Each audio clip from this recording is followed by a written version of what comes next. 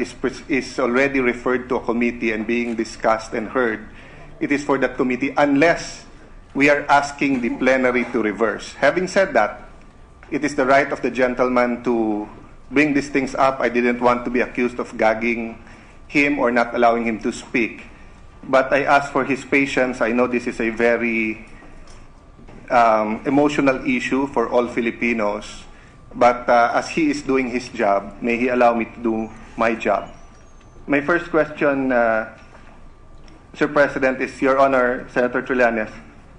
Have you experienced a custodial investigation or a preliminary investigation? By any chance? Yes, Mr. President. Quite a lot, as far as I can recall. Well, thank you for that. Yes, being an experienced senator, and I forgot that you passed through that, no? Because being a political science student and a lawyer, we were required to observe. So like sa akin po, sa Fiskalya ng Manila. And when and I wanted to point it out, the point he was making about the affidavit and sworn statement, nasabi kasi nung gentleman that English kasi to, kaya hindi naintindihan. Is it correct, Your Honor, Mr. President, Senator Trillanes, that sa custodial investigation sa PI, and when the NBI, police, or fiscals talk to the witnesses, they are talked in their native language, not in English? Hindi po ba? I wouldn't have an idea. Yes, that is the standard rule in the preliminary investigation, because if not, that will not only be a violation of their rights, it will be a criminal case against those who are taking his statement, because it will be perjury on their side, because they will be putting words in the mouth of the witness. So my next question, sir, have you read the affidavit of Mr. Motobato submitted to the NBI? Yes, Mr. President. Did you notice anything about why it was in English? Well, I believe it's a standard report of... anyway, let me just correct the gentleman that it is not technically an affidavit. It was a sworn statement, Mr. President. That's one and the same thing, but I'll not argue with him there. Let me just read the first paragraph. But Mr. President, it may be one and the same thing for lawyers, but for a grade 1 student, let us not assume that it is so, well, Mr. President. Thank you, Mr. President. That's a good point. I will go to that later. Sworn statement of Edgar Matobato E. Bernal given before Agent Eugene Javier IV in the presence of Agent Oliver de Rivera and witnessed by Joselita Abarquez here in the Office of the Anti-Organized and Transnational Crime Division AOTCD, Death Investigation Unit, DIU, National Bureau of Investigation, Taft, this 4th day of September 2014. Note, Mr. President, hindi po to custodial investigation dahil yung witness ang nag-volunteer na siya ay magse-state witness at siya ang magbibigay ng kanyang alam. This isn't, hindi ito yung napapanood natin sa mga crime telenovelas or sa series sa TV na, o bakit wala kang abogado, o bakit you have the right to remain silent. He chose to speak. What does the first paragraph said? The following questions were asked in the dialect known to the affiant, and thereafter truly and accurately translated in the English language. So, Mr. President, hindi po totoo yung sinabi ni Senator Trillanes kanina na dahil English, hindi naiintindihan nung affiant or ni Mr. Matobato. Sapagkat in-explain to sa kanya, may witnesses, binisaya, tinagalog, at okay. Second point, Mr. President. Senator Trillanes, are you aware where this affidavit went after the NBI? Mr. President, this representation is willing to submit and accede and concede to the point of the gentleman so that we can expedite the whole thing, because we have a pending motion that the body needs to address, yes. Mr. Chairman. But Mr. President, Senator Trillanes tried to paint to the public that Mr. Matobato is credible, and I'd like the chance to engage him in a polite and a sober discussion that I respectfully and humbly disagree with his presentation. That was his assessment. It's not my assessment. But instead of giving my assessment and standing on a question of personal privilege, pabayaan natin ang publiko ang makinig kung ano ang tama, sino tama, at sila mag-judge kay Mr. Matubato. Having said that, sir, I ask you if you know where it went, because it went to the Department of Justice that accepted his affidavit. That kept him in the Witness Protection Program. And that affidavit was partially used to file the cases, which was dismissed.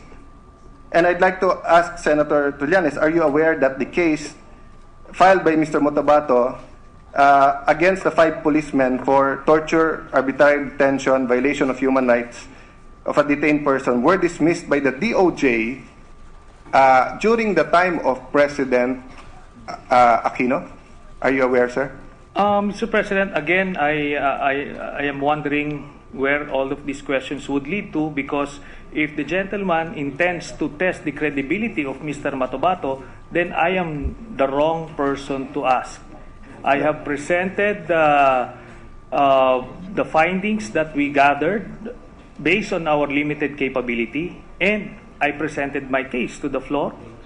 So it's up to the people, and especially the senators, to decide on the matter. Because I'm not the one going to testify, or I wasn't the one who testified or made allegations against President Duterte, Mr. President. I beg to disagree, Mr. President. In this hall, Senator Trillanes chose upon himself to make representations and make conclusions that Mr. Matubato is credible, that that there are no inconsistencies. So when someone stands up to interpolate, it is to test either our prejudice or our wisdom. Meaning, kung ang initial tingin ko, mali ka, sir, and then nasagot mo ako ng tama, edi I will admit, mali pala ako. At tama ka pala, at credible pala si Mr. Matubato. But, kung hindi masagot, or mali ang sagot, or mali ang then we expect that we'll have at least a consensus. You may leave this hall believing that he's credible. I may leave this hall believing that he is not credible.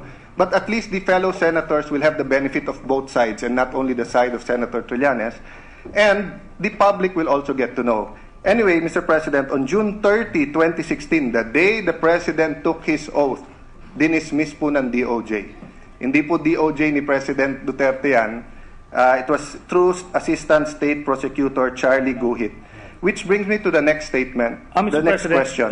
Just an interjection on that point. Does the gentleman know which part of the day on June 30 was this case dismissed? Sir President, because on June 30 in the afternoon, President Duterte already assumed as President of the Republic. Let's find out, Mr. President. So the gentleman apparently is not aware also of these details, which is very essential to the whole point that he's making. Mr. President, being a lawyer, I know for a fact that the DOJ Secretary cannot dismiss it by himself. All these papers and all these recommendations are on the desk of the Secretary from layers and layers. That's why I mentioned it's through Assistant State Prosecutor Charlie Guhit. In fact, Mr. President, I was in Malacanang. Senator Drilon here was also in Malacanang. You were in Malacanang during the oath-taking, and the oath-taking of the DOJ Secretary was still after. But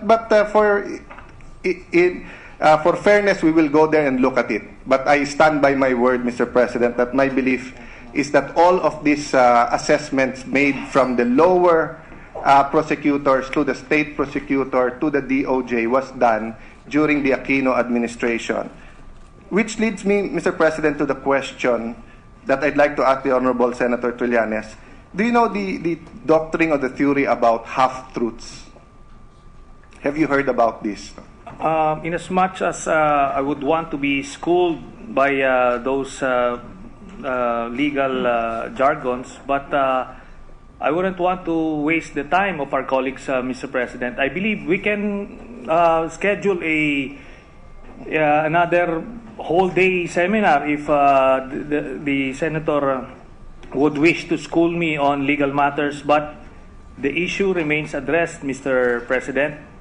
The motion is presented on the floor, and we have yet to decide on the matter, Mr. President. Mr. President, I do not wish to school anyone. It's not for me. In fact, I approached some of the senators here to help mentor me during this time because I'm used to being in the opposition.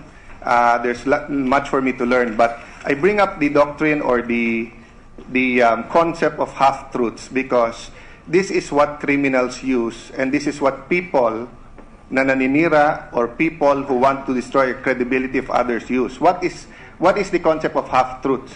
So I'll give you an example, Mr. President, just to continue. No, it'll just take me 1 minute, Your Honor.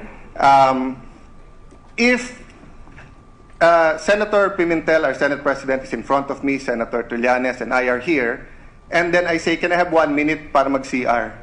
Then I get to the CR, but katabi po ng CR sa likod, may nagsaksakan po. No? At meron pong batay. Then I come back here. No? So if Senator Villanueva stands up and says, Alan was in the session hall, umihi siya, and then sinaksak niya yung Mr. X siya pumatay, it is a half-truth. In fact, it's 2/3 truth because 1, I am here. 2, umihi ako. I don't know why he knows that. But 3, hindi totoo na siya ay pinatay ko. I say that because the presentation of Senator Trillanes were full of half-truths. Wala naman pong pinag-usapan na meron po talagang 1993 bombing ng katedral at ng moske. And yung mga ninarate ni Mr. Matubato, pwede niyang basahin sa diaryo yon tapos dugtungan. That goes to my second question, my third question, Senator Trillanes, Mr. President. The nature of the testimony has to be or cannot be hearsay. So may I ask the good senator, how much of the testimony, in his opinion, of Mr. Matubato was hearsay? Well, let me address the first point first, Mr. President, because the gentleman has a tendency to jump from one subject to the other. Okay, on the first point that he mentioned regarding the doctrine of half-truths being used by criminals and liars, I would concede and accept the argument of the senator because apparently he may be following the doctrine of it takes one to know one. Now, let me go to the next point. He mentioned that Mr. Matubato didn't say anything about the 1993 bombing of the cathedral. Now, I direct him to page 16 of the transcript of the September 15, 2016 hearing of the Committee on Justice. And I quote, "Oo, rebel returnees at saka pulis, nagkuan na kami, yon mga opisyal na namin. 1993, binomba ang katedral ng Davao City, yung simbahan. Umorder naman si Mayor Duterte nga masakerin yung mga moske ng mga Muslim." Now, just this point would highlight the example that it is the gentleman who is practicing that doctrine of half-truths being used by criminals and liars. So, there's so many of that. That's why we needed to present the truth in this earlier presentation, because precisely the gentleman twisted so many information, so many facts during the last hearing.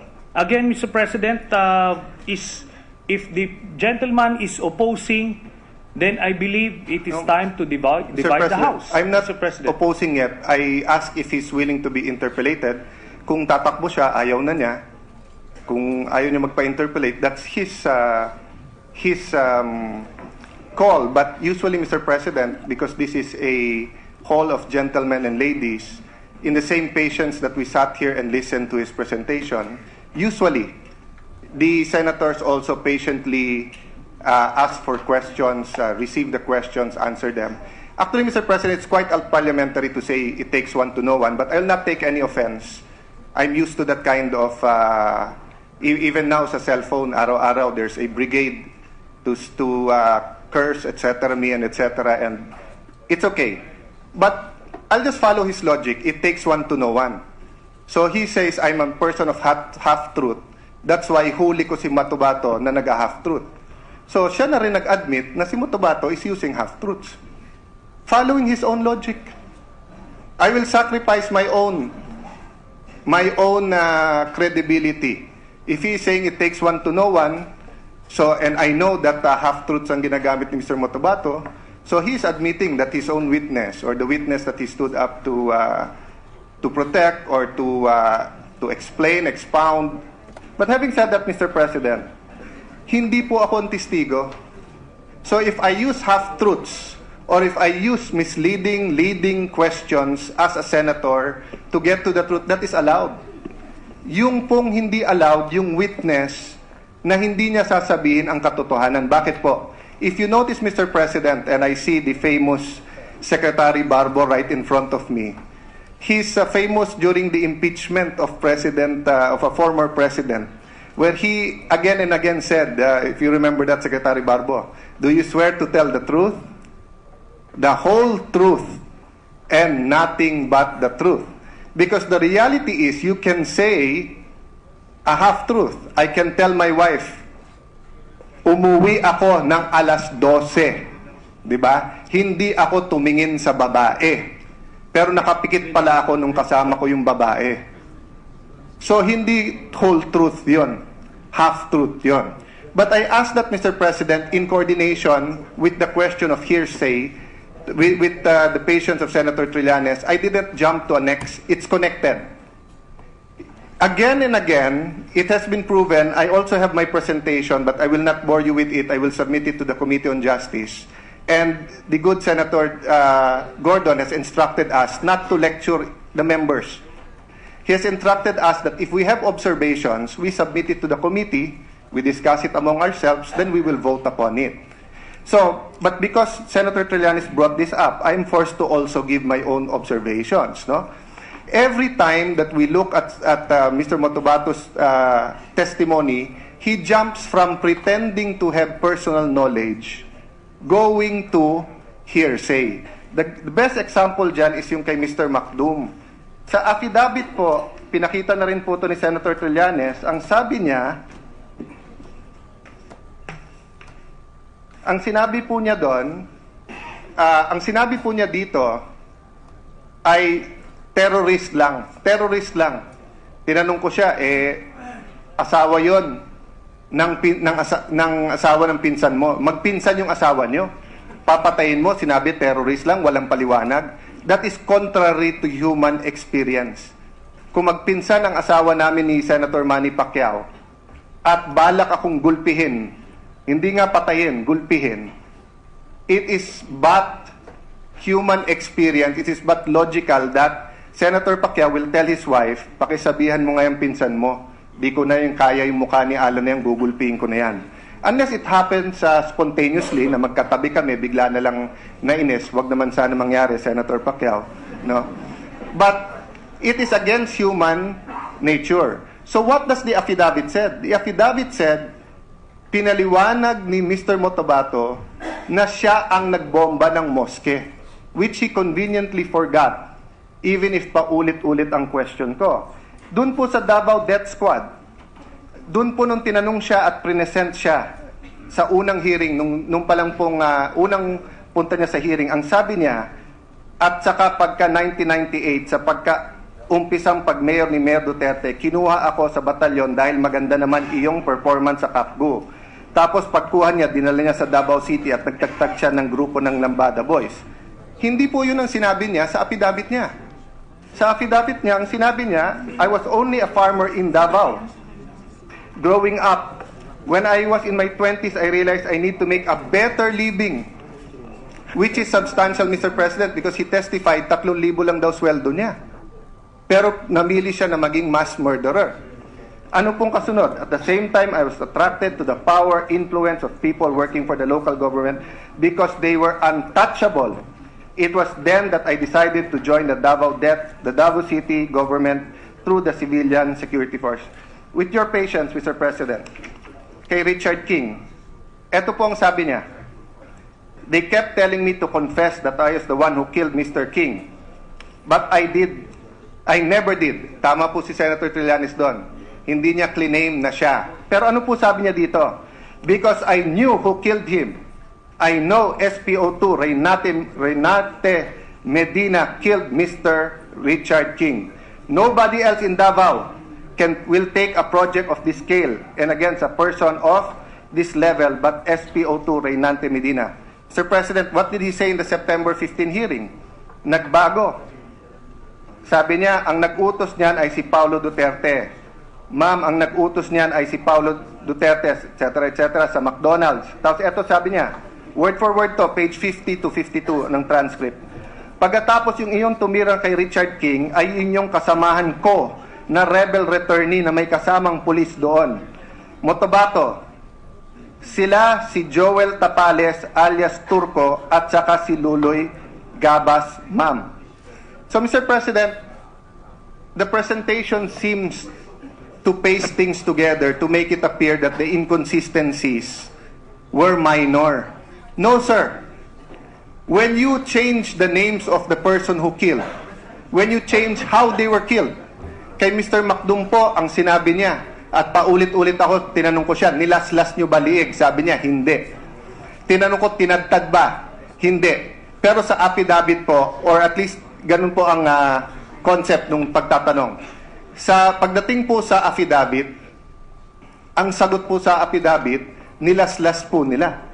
So it's very different. That's why my next question, sir, to you, Mr. President, Senator Trillanes, you keep mentioning that if the inconsistencies are minor, that is okay. Are you referring to a Supreme Court decision? Mr. President, my privileged speech was very clear. I presented my case, and I believe the information that we were able to gather merited further investigation. That's why I made the motion. Now, I respect the views of the gentleman, and he can oppose all he wants. But at the end of the day, that motion remains to be addressed. And no matter what I do, I'm confident. And no matter what we can come up with, I am confident that we won't be able to convince the gentleman anyway. So might as well get this over and done with by dividing the House. Mr. President, hindi naman siguro tama yung hit and run dito sa Senado. Yes, he might not be able to convince me, but what about Senator Soto? What about Senator J.V. Hercito behind him? What about the public that is listening? Yung ibig sabihin hit and run, hindi naman pwedeng yung isa magsasalita and then hindi natin tatapusin yung interpellation, doon na kayagad tayo sa motion. That has been the tradition. Kaya nga po na nabuo din yung na kahit nasa yung favorite po na sabihin ni Brother Eddie na tatay po ni Senator Joel Villanueva na kahit sa Plaza Miranda tayo magdebate. Pero dito din po nanggaling sa Senado yun at saka sa Plaza Miranda because walang umaatras po sa debate. What happens po, Mr. President, with your patient, Senator Trillanes? Labas natin lahat ng arguments. Then let's be the people in the gallery. Nahiya ako sa mga beauty queen na nasa likod ko. We are here to honor them. I want to wrap up and finish, but they will understand that this is of grave national importance, Mr. President.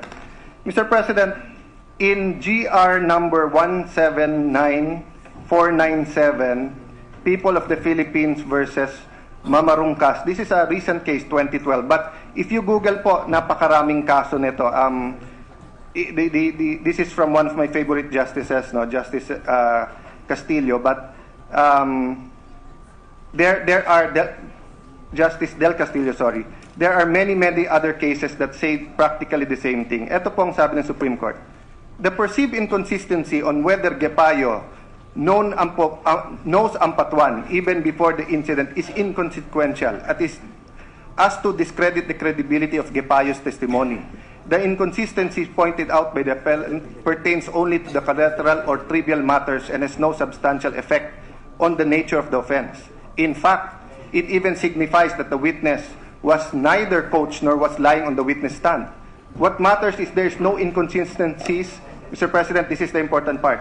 In Gepayo's complete and vivid narration as far as the principal occurrence and positive identification as Ampatuan as one of the principal as assailants are concerned. The court has held, although there may be inconsistencies in the testimony of witness on minor details, they do not impair the credibility where the consistency is relating into the principal occurrence and positive identification of the assailant. Meaning, Mr. President, pag yung positive identification at yung occurrence ng crime, sino, saan, paano naganap, sino kasali, paano mo pinatay, hindi minor inconsistency yun. At tagtag ng inconsistencies ang testimonya ni Mr. Matubato. In fact, hindi ko na nga iisa-isahin dito. Even nung sinabi niyang sa McDonald's, hearsay na nga, mali pa. Kasi hindi naman siya pumatay, narinig niya lang sa iba, tapos mali pa. Hindi pa dun sa kung saan pinatay. Mr. President, yung masking tape, I just want to mention that dahil ako nagdala nito. You know, if you talk to a graphic artist, for example, especially in olden days nung hindi pa sa computer, sa akin, especially nung elementary school ako, pag sinabing Mongol number 2 or pencil, lahat naman sa akin na may lead pencil eh. Di ba? Pero dun po, sa yun ang trabaho nila. Dun po, sa mga artist, may iba-ibang number yan. May iba-ibang kapal. May iba-ibang klaseng pens, pencils, etc. No? Why? That is their trade. So if you look at the killings that are now going on, where people are taped from head to toe or just their arms, it is the same as some drug cartels. I will not tell you the nationality. Yung ibang mga ambassadors umaangal na sa atin because it is linked with their drug cartels, no? But my point, Mr. President, is this. Kung tatlo kami ni Senator Manny Pacquiao dito, ang killer, hindi pwedeng nasa kotse mo may masking tape ka parati. Hindi pwedeng may lime ka kasi kung maghukay ka, lalagyan mo ng ano yun eh. May mga chemical or may mga lalagay dyan para hindi bumaho. Or right now, grabe na yung DNA, so may ilalagay ka dyan. If you're a professional killer, DDS is claimed to be professional killers, right? Remember, this isn't a homicide or one murder. They are claiming that this is organized crime. So what do I mean, Mr. President? Tatlo kami ni Senator Pacquiao or Senator Joel. Sabi, pare, may papatayin tayo. Bumili ka na ng tape. Alam na namin kung anong klaseng tape. Pag pumunta si Alan sa National Bookstore at sabihin ko masking tape at babalik ako at ipapakita ko kay Manny Pacquiao ang masking tape, ang sabihin niya sa akin, ang bobo mo naman, Alan. Kasi yung masking tape, madaling maputol yan. Ang masking tape, ganito yan. Ang masking tape, ganyan. Kung may matalas yan, kung may ganyan yan, malalagari, matatanggal yan. Ang ginagamit namin dyan, duct tape o packing tape. So, kahit grade 1 ka, Mr. President, I work with a lot of professionals. No? Yung gumagawa ng sapatos ko galing Marikina, professional yan. Yung pakong bakya na ginagamit halimbawa at kailan gagamitin, kailan yung pandikit, anong klaseng pandikit, di ba? Yung pong pag ikaw po ay edad na natin na Mr. President at hindi ko alam kung ilan sa atin dito ang nagpapakulay ng buhok, whether katulad ng style ni Joel Villanueva, kung natural or ako na may puti-puti, at i-admit ko minsan pinapaitim ko ng konti. May pangalan lahat yan, Mr. President. Hindi ko pwedeng sabihin sa gagawa, kulay lang. Diba? May technical yan, Mr. President. So wag natin po sabihin pa ulit-ulit, grade 1 lang yan, hindi alam. Yung tao po is 57 years old, claims to be a killer, claims to be a professional. Let's not, every time he makes a mistake, let's not say grade 1 lang yan. Napakaraming magaling na tao na grade 1, hindi nakapag-aral. One of my idols, na hindi nakatapos ng college, I think high school, si Senator and then Secretary Ople. And he was one of the best labor secretaries and senators this nation has, no? Bill Gates, we can name 1 million people, or thousands of people. So let's not make that as an excuse, Mr. President. Mr. President. Mr. President, let me just interject because the gentleman is saying that this is a debate, but it has been a monologue since around 4:20. Now, I'm confused now. He started with the masking tape, then he jumped to his parlor, whatever, then to Senate President Ople. Where is the debate? I'll show him where the debate Okay. is, Mr. President. The debate is when I ask him a question, but he keeps answering me na emotion na. So napipilitan ako na sabihin na lang ang point ko diretso. But if the galing ng mga Sanlonga, ang galing ng mga Tanyada, ang galing ng mga Diokno, ba't nagagalingan din naman ako sa nandito? That's why umurong ako away from you kasi ayaw mo ako tigilan. Trina-trash talk mo ako, ayaw ko na magkaabutan tayo dahil ang pagkaalam ko, para tayong magkapatid at magkaibigan tayo. But now, if you're going to tell me, lalapitan mo ako dito, lapitan mo ako yakapin, yayakapin kita. Pero lapitan mo ako na hamunin mo ako, hindi kita aatrasan. Hindi naman problema yon, Senator Trillanes. I do not know where this hate is coming from. We are from different sides of the political aisle now, but I never treated you as an enemy. I've always treated you as a friend. So I just want to finish, Mr. President, my questions. Because he was given the opportunity to discuss the merits of Mr. Matubato's questions. Can I not be given the opportunity to test his thesis? Do I want a fight? Of course not, Senator Trillanes. I still think that there are many fights in the future na magiging magkaalyado tayo. But I do not know why there is animosity just because we're in different sides now, sir. Does that mean that we cannot do this as friends? Ibig sabihin, pag iba ang tingin mo sa presidente, iba tingin ko, magkaaway at magkalaban na tayo? Mr. President, does the gentleman sense any animosity in my tone of voice? I believe I am at my calmest. Relatively speaking, this is could be one of the best behaviors I ever had in the... Mr. President, Judas kissed Jesus Christ. Judas kissed Jesus Christ. Would Jesus Christ tell him, Judas, wala kang animosity? So that's what I'm saying, Mr. President. I was asking the question, siya po ang sumagot na you want me to come over here. I want to have a discussion with you. We can sit down. To calm us down further, if there is no objection, the chair would like to suspend the session.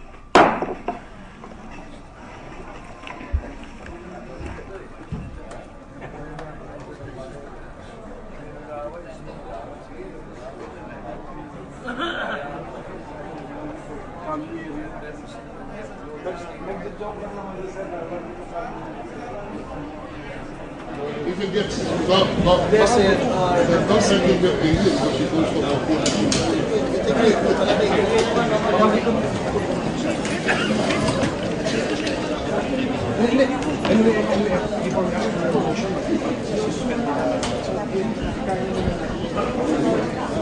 Kasi before we after your motion, sususpend ko naman tayo. Okay ka lang.